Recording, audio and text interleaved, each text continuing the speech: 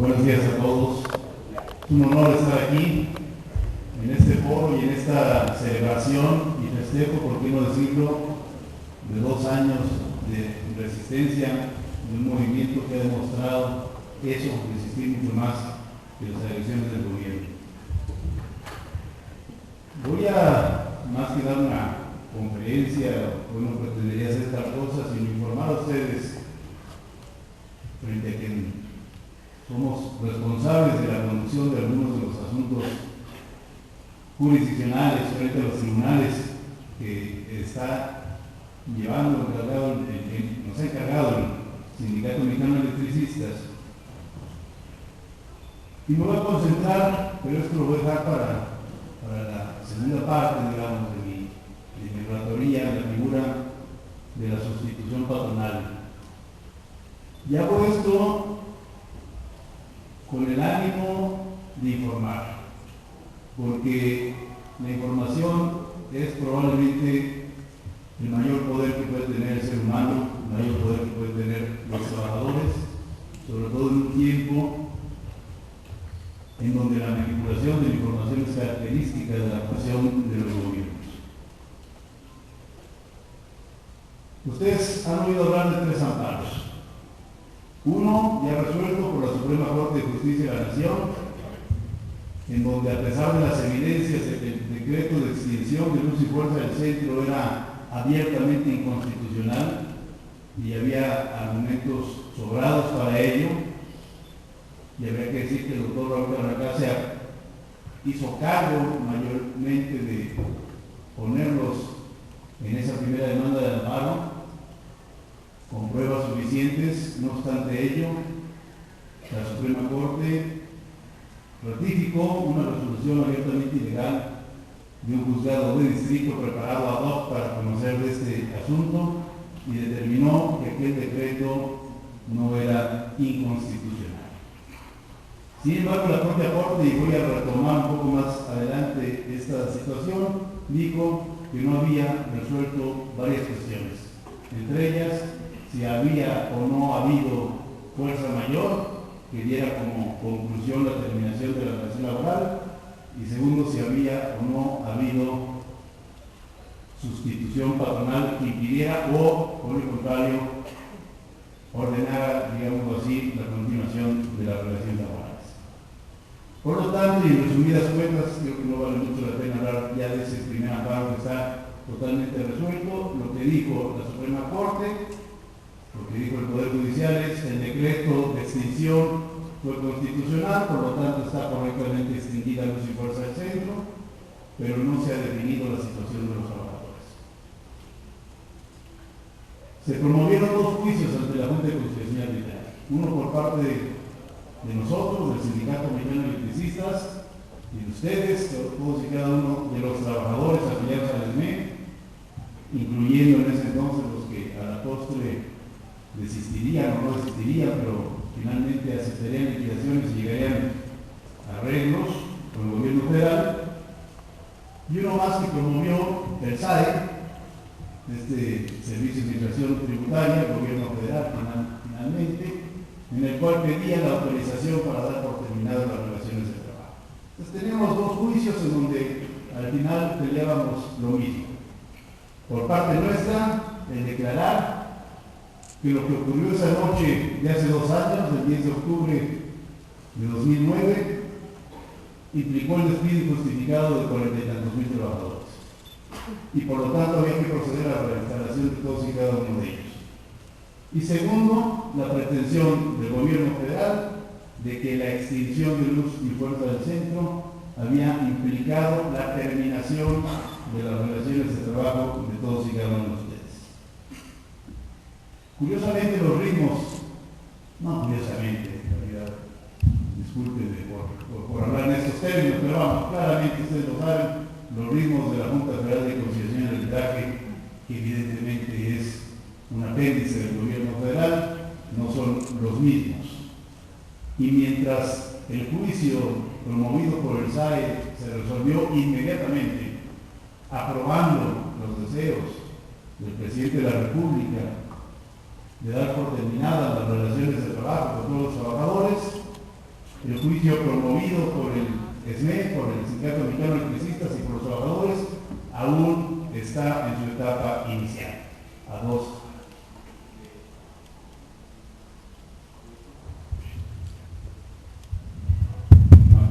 Ya volvió.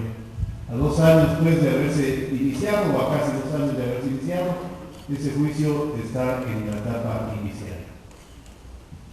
Hay hoy algunos amparos relacionados con este juicio promovido por la parte nuestra, que tienen que ver con cuestiones quizás secundarias, algunas violaciones procesales, el desconocimiento de la personalidad respecto de la representación del sindicato a uno de los trabajadores, algunos temas técnicos en los que no abundaré, como el hecho de no haber acumulado un expediente al otro a petición nuestra, a pesar de que la acumulación era evidente para evitar resoluciones contradictorias.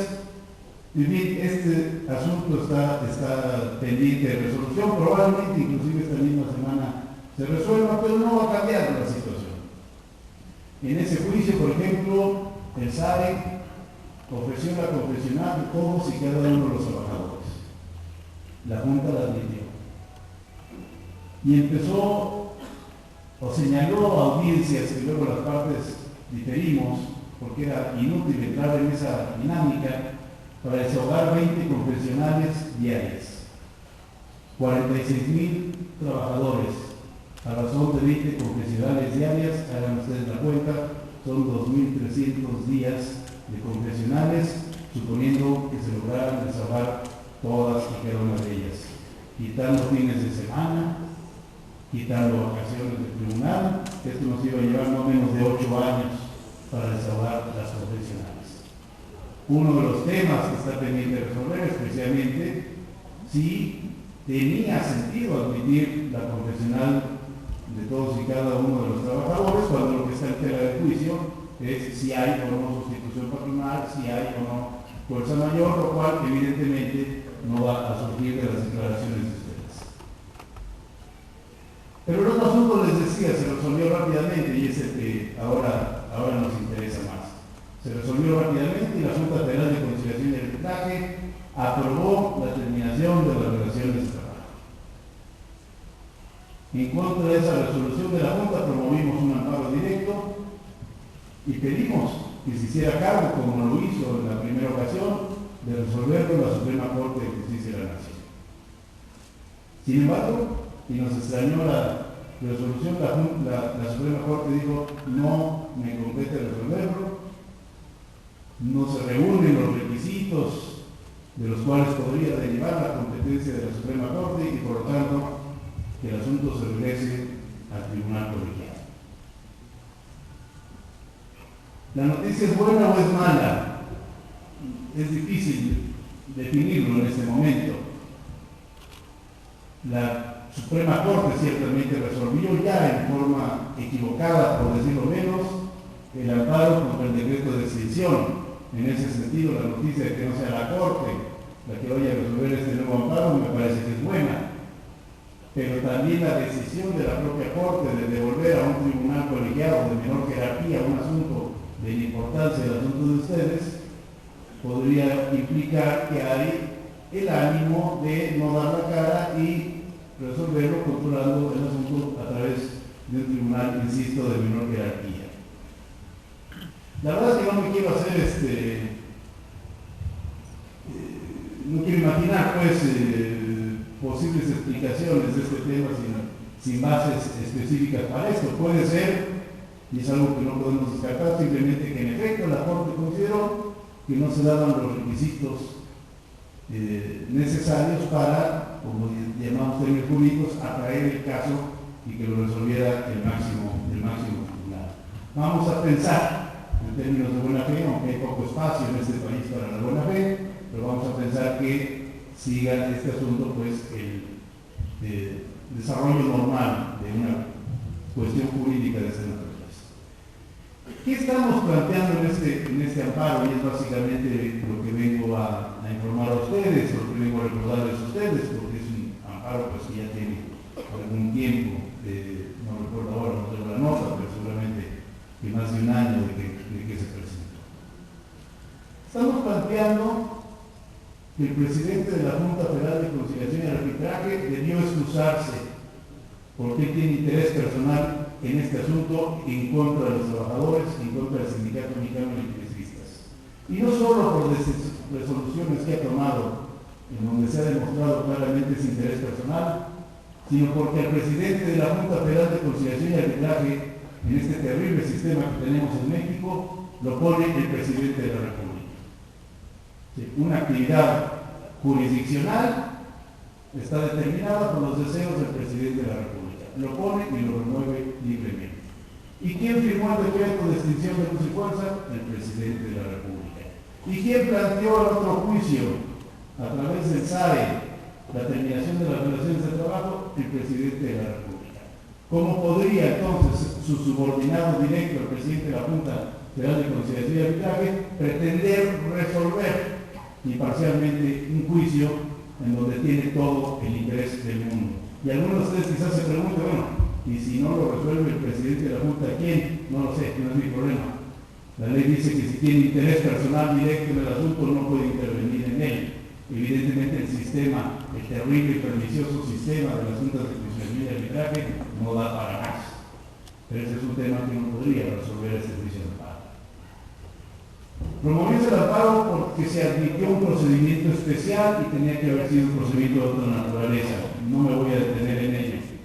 Por haber emplazado al sindicato por sí a través de todos los trabajadores y no haberles dado a ustedes la oportunidad de defenderse como ustedes quisieran, que es lo que dice la Ley Federal del Trabajo. Todos ustedes son demandados en este juicio. La Junta debió haberlos notificado a todos. ¿Y cómo notifica la Junta 46.000? Ese es problema de la Junta. No es problema de los trabajadores. Pero se saltó ese pequeño requisito. Yo no había visto un juicio. Bueno, sí.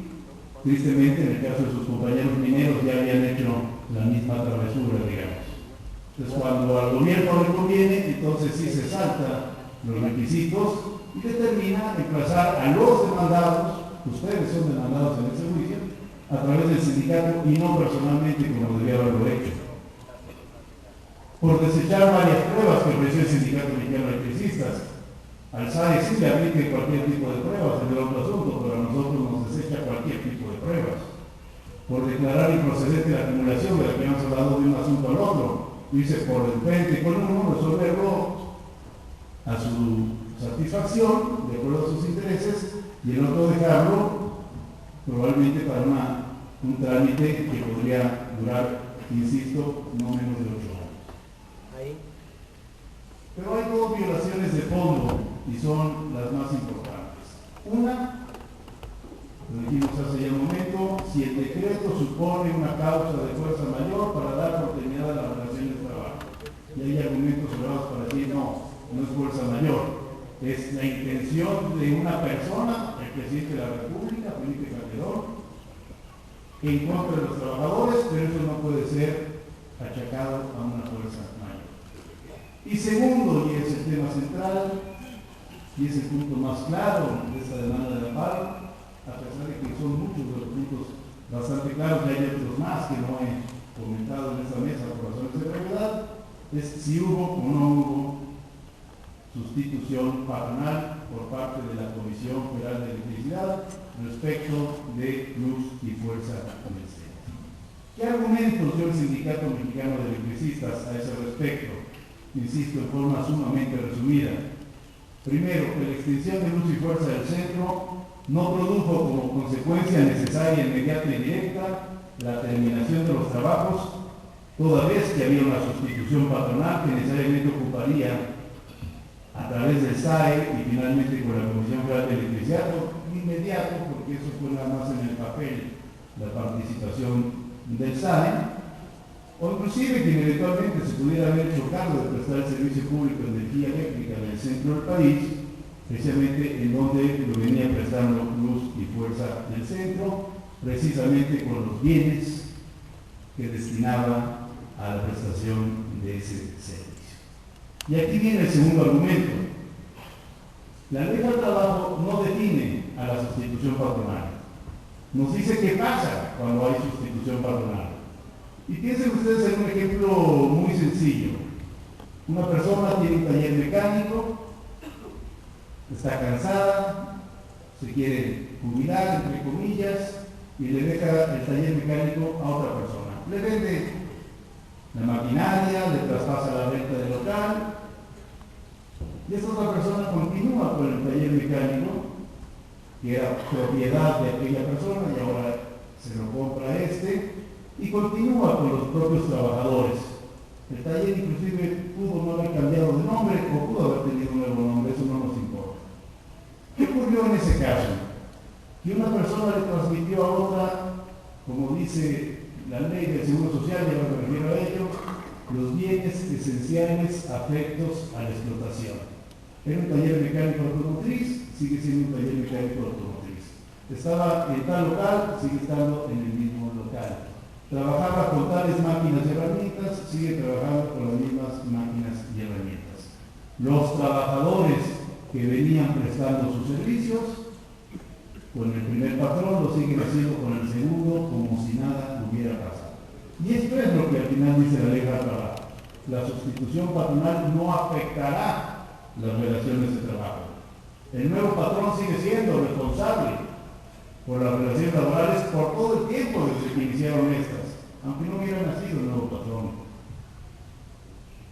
Absorbe la responsabilidad integral del patrón anterior, y el patrón anterior, con una protección adicional, sigue siendo responsable solidariamente con el nuevo por el término de 6 meses contados a partir de que se da aviso a los trabajadores o al sindicato de la sustitución patronal.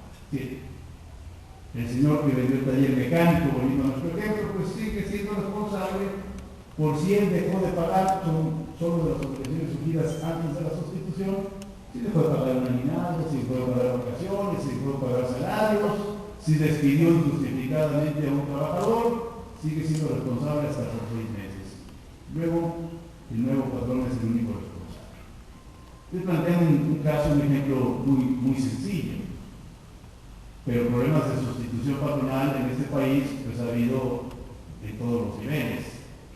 Me viene a la memoria en este momento el caso de Aeronaves de México, que deja de ser Aeronaves de México y se convierte en Aerolíneas de México, con los mismos aviones, con los mismos edificios, con la misma concesión, etcétera, etcétera. Y sin embargo, en aquel caso, también el gobierno federal, que estaba directamente involucrado, dijo que no había sustitución patronal. Pero que la vía no podría caber ninguna duda. ¿Qué dice la ley del Seguro Social?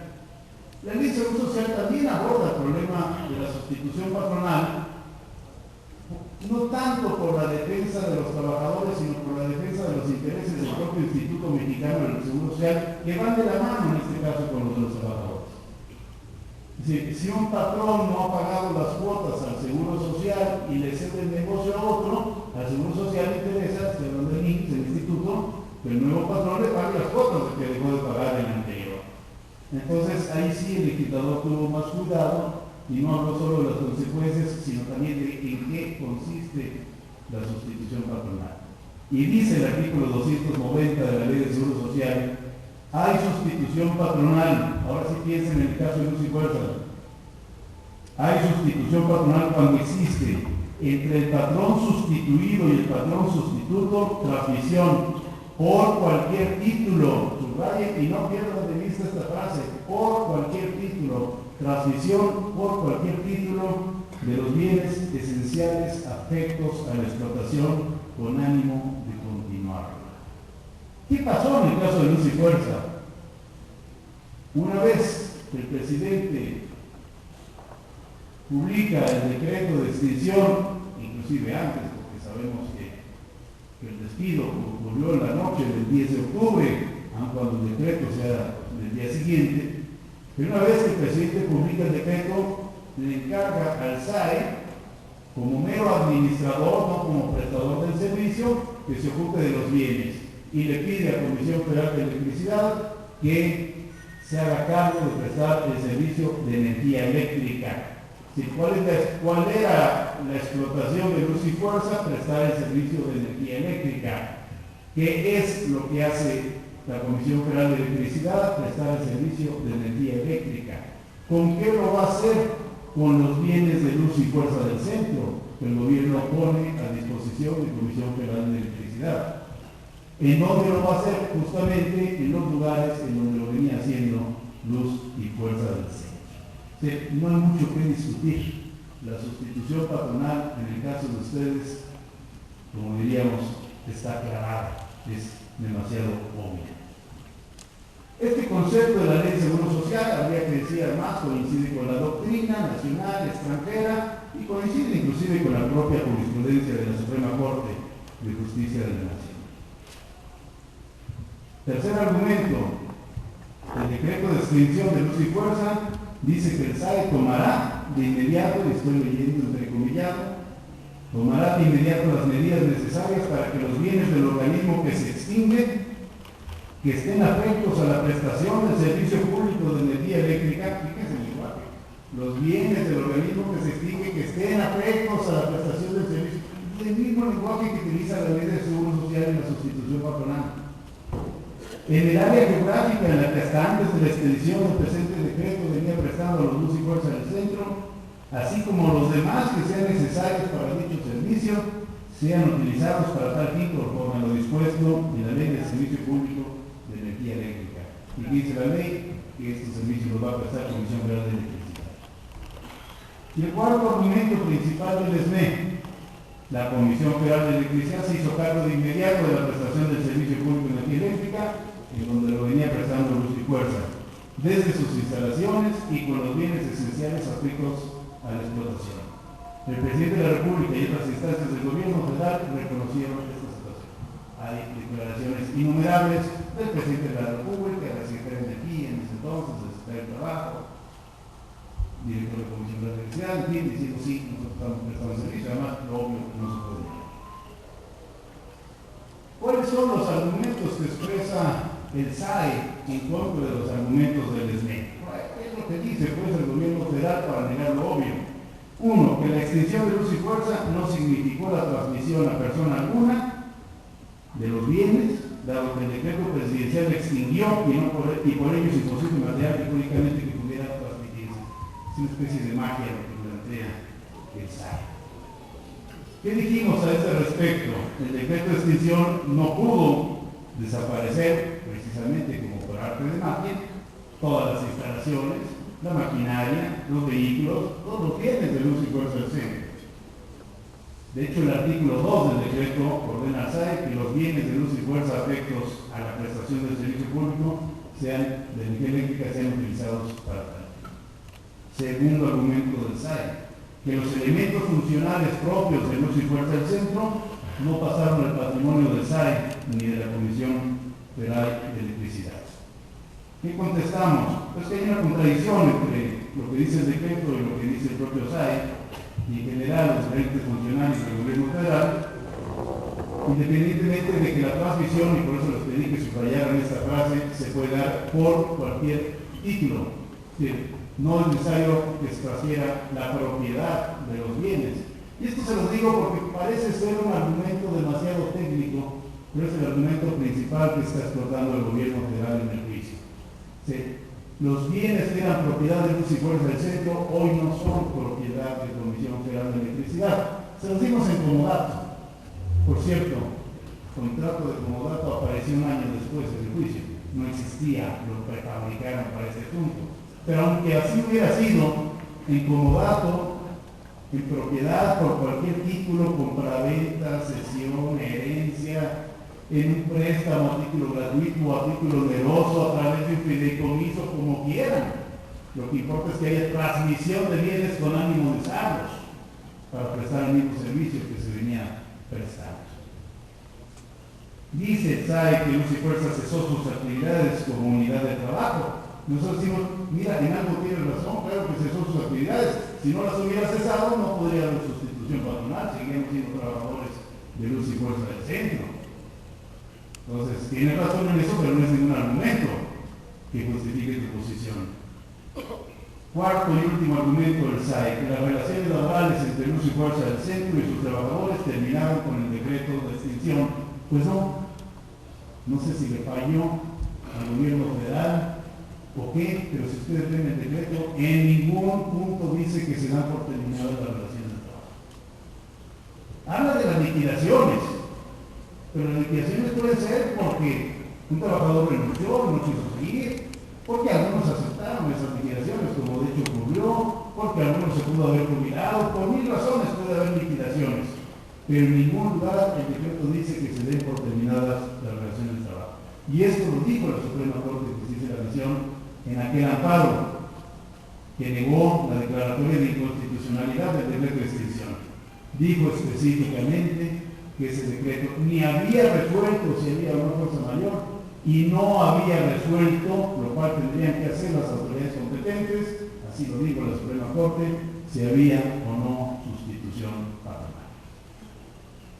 Por lo tanto, este es un tema que tendrá que resolver hoy por hoy el Tribunal Colegiado, si no es que a la Corte, a la Suprema Corte se le ocurre volver a recuperar ese asunto. Después, como lo hacen en ocasiones, el Tribunal Colegiado resuelva temas, entre comillas, menores, que no lo son, como la excusa del presidente, el no haber reemplazado a juicio a los trabajadores y todas estas cuestiones de las que ya hablamos. Espero haya quedado claro, espero que ustedes tengan en mente qué es lo que jurídicamente estamos peleando, cuáles son los derechos, entre muchos más, que ustedes tienen que han sido vulnerados, que estamos tratando de rescatar a través del derecho ambiental. No me queda sino felicitarlos en este segundo aniversario por esta heroica resistencia. El gobierno federal apostó al desgaste de los trabajadores electricistas. Los trabajadores y sus sindicatos, el SME, le han demostrado que 2 años por lo menos son insuficientes para debilitarlos. 2 años son insuficientes para acabar con esta resistencia de quienes luchan con la ley y con la justicia de su lado. La ley y la justicia como únicas armas en contra de los abusos de un presidente que lo que hoy nos queda claro, ya cerca del final de su mandato, es que no sabe gobernar. Muchas gracias.